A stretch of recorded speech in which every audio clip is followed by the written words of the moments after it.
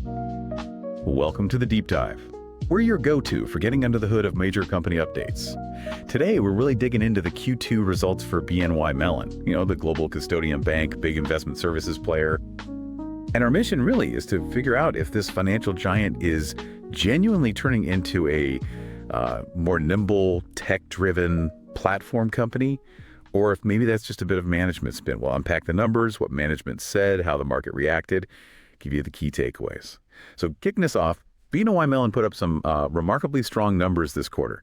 We saw a revenue of $5.03 billion, adjusted earnings per share $1.93, both significantly beating what the street expected. Yeah, and it wasn't just like a minor beat either. Beyond those headlines, their pre-tax operating margin widened out to 37%. Right. Pretty impressive. What's interesting there, I think, is it's not just about, cutting costs. It feels like a signal of maybe a more fundamental shift in efficiency. You could give them more flexibility down the road, right? Fresh flexibility, yeah. Exactly. And their assets under custody and administration, AUCA, that jumped 13%, a record $55.8 trillion. So yeah, a really material beat across the board. Sets a high bar. Okay, let's unpack these numbers a bit more because there's more to it, isn't there? Yeah. Total revenue climbed 9% year over year. That's the first time they've ever cracked $5 billion in a single quarter. And reported EPS up a massive 27% year over year. What drove that kind of leap? Well, you had that strong top-line growth, right? Mm-hmm. But then expenses only increased about 4%, very contained. So that combination gave them really significant positive operating leverage. We're talking around 500 basis points. Wow, 500 basis points. Yeah. So basically, revenue growing way faster than costs makes every new dollar much more profitable. Yeah. And their return on tangible common equity, ROTCE, that also improved quite a bit, hit 28%. 28%, that's strong. It is, puts them right at the high end compared to their peers, really signals excellent capital efficiency. And looking at the revenue streams, fee revenue was up 7% year over year. Investment services fees grew 9%. Sounds like new clients, higher markets helped there. But the real standout for some might be net interest income, NII. Surged 17% year over year, 4% just from last quarter. Yeah. How they pull that off in this kind of environment? And what about that $17 million benefit on the credit loss provision? Right. So the NII surge, that was mainly about reinvesting maturing securities at these, much higher current yields. Smart play. Plus just general balance sheet growth helped too. Okay. As for the credit loss provision benefit, $17 million. It was linked to some property-specific reserve releases. So it suggests maybe they're feeling a bit more optimistic about certain credits, release some provisions. So not core operating revenue, but a nice little boost. Definitely boosts the bottom line for the quarter, yeah. Okay, so the financials look really solid. But what about the foundation? The capital position, what did the Fed stress test show? And how are they returning capital? Yeah, critical point. Their stress capital buffer, it's still right at the regulatory floor, 2.5%. Oh, yeah. The Fed test confirmed that for 2025. Basically means they've optimized their capital as much as regulators allow, frees up more for shareholders. Their CET1 ratio held steady too, 11.5%, very healthy. And they are definitely returning capital. About $1.2 billion back to common shareholders. That's a 92% payout ratio year to date. 92%? Yeah, and includes a pretty confident 13% dividend hike. That kind of payout ratio is aggressive. Shows real management confidence, I think. And deposits. Average balances grew 6% sequentially. Non-interest bearing up 3%. Interest bearing up 7%. What's keeping deposits sticky and growing for a company trying to be a platforms company? Well, they put it down to the breadth and depth of their franchise, especially strong corporate trust activity, saw more M&A, escrow money coming in. So even when they pivot strategically, those core institutional ties are still incredibly strong. Right. And what's interesting is how management framed their strategy around this. They called it simple but powerful, basically. Yeah. Be more for clients by running the company better. And it's all powered by their culture, kind of a holistic view. Okay, so beyond the numbers, there's this strategic story unfolding. You mentioned the commercial model. It just had its 1-year anniversary. It seems to be working. Second straight quarter of record sales, more multi-product relationships. They highlighted Lion Trust as an example. What does that really tell us? I think it tells us they're genuinely trying to move beyond just selling like individual services. Yeah. They keep emphasizing delivering solutions, right? Not just products, leveraging integrated platforms. That shift feels key. And you see it in how they're trying to bridge traditional finance and the digital world. Oh, digital assets, Pete. Exactly. They invested early and continuously in their digital assets platform, trying to position themselves as a leader for stablecoins. We saw those examples, right? Custodian for Sojin's USD stablecoin in Europe, Ripple's USD stablecoin reserves. Plus, they have live Bitcoin custody. They're not just dipping a toe in. Feels like they're aiming to lead here. That's definitely a bold move.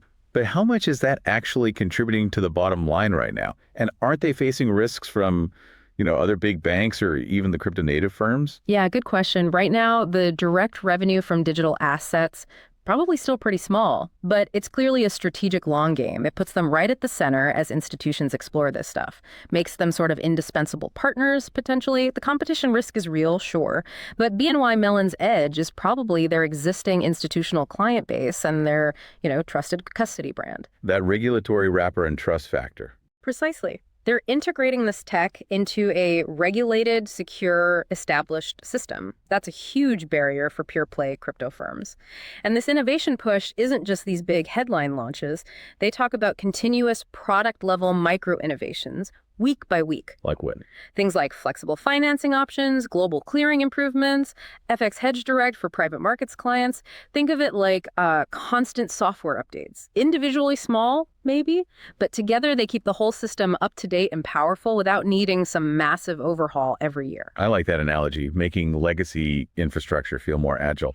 And the other piece was the platform's operating model transition. Over half their staff are in it now, on track for mid-2026 completion. What is the end game there? End game is efficiency, unlocking new commercial angles, and just getting faster. Speed to market. It's about breaking down internal silos, making the whole organization more responsive. And culture is key to that. AI adoption. Yeah, they stressed culture, especially embracing AI. Apparently, nearly all employees are using their AI platform, Aliza. They've even started with digital employees. Management sees AI helping both the top line and expenses.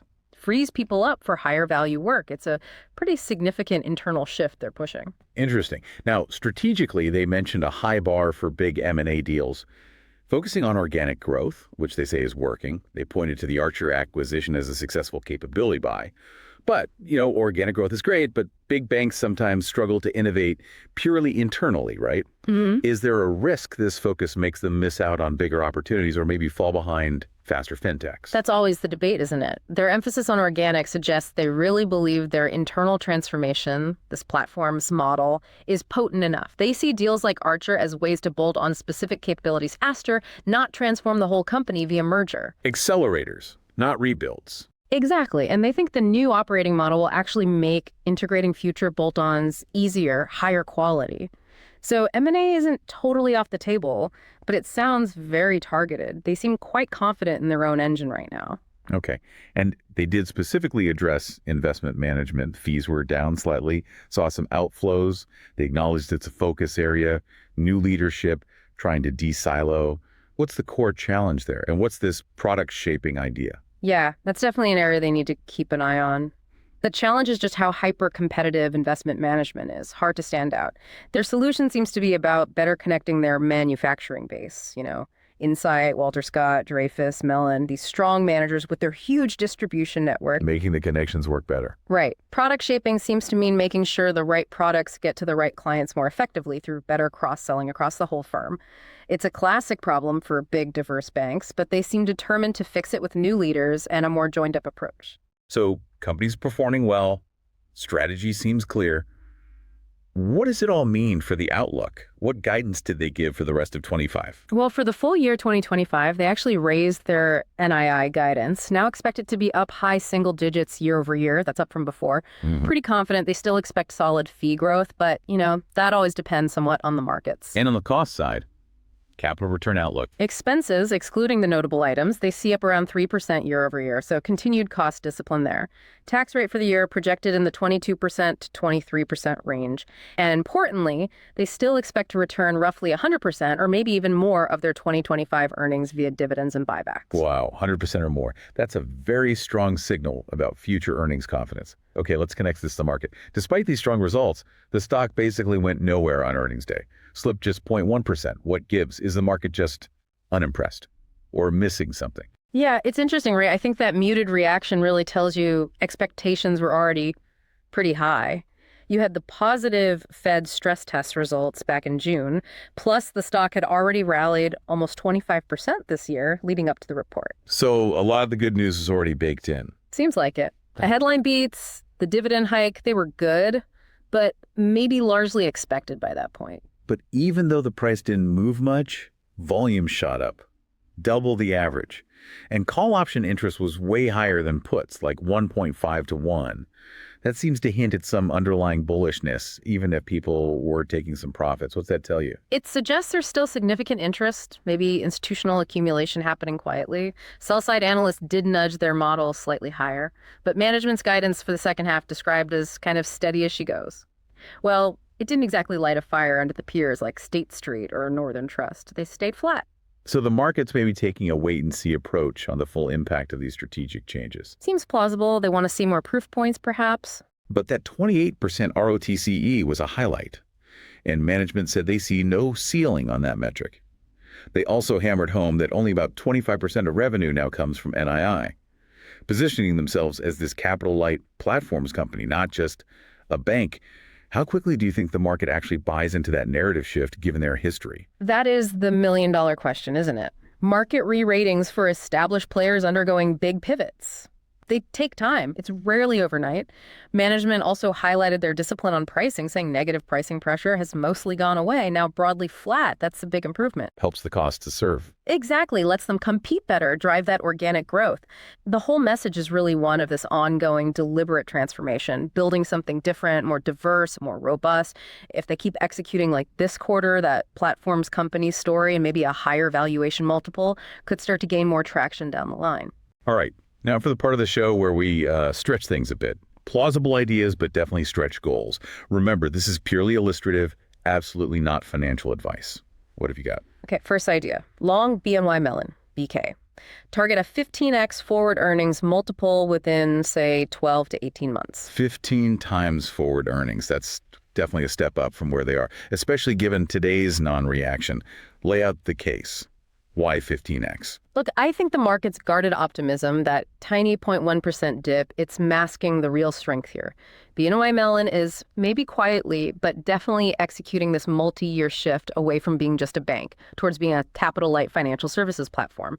That 28% ROTCE, the aggressive 100% payout with a 13% dividend hike, that screams management confidence in their organic growth and their increasingly fee-based diversified revenue. It's not just tinkering, it's a potential re-rating story. So the market's basically still valuing them like an old school bank missing the transformation story. Precisely, I think so. And that heavy volume today, the high call-to-put ratio, suggests to me that maybe smarter institutional money is actually buying into this perceived weakness or pause. As that platform's operating model fully hits stride by mid-2026, as their digital asset leadership gets clearer, as these micro-innovations keep adding up, the market will, I think, start to re-rate them, move them from that 13x bank multiple towards something closer to a fintech or platform company multiple. Today's flat close. Just a temporary breather before that trend continues. Intriguing argument. Got a second angle for us. Maybe playing them against someone else. Absolutely. Second idea, a pairs trade. Long BNY Mellon, BK. Short State Street, STT. Okay, a relative value play within the custodian space. Why bet on BNY over State Street specifically? Well, BNY Mellon's management was pretty explicit, weren't they? They're deliberately trying to make the company less reliant on just market swings, focusing on generating alpha through their own internal changes. Contrast that with State Street and Northern Trust, their closest peers trading flat today, seem to reflect more of a steady-as-she-goes, market-dependent kind of outlook. So you're betting BNY's internal transformation engine will create a divergence? Yes, exactly.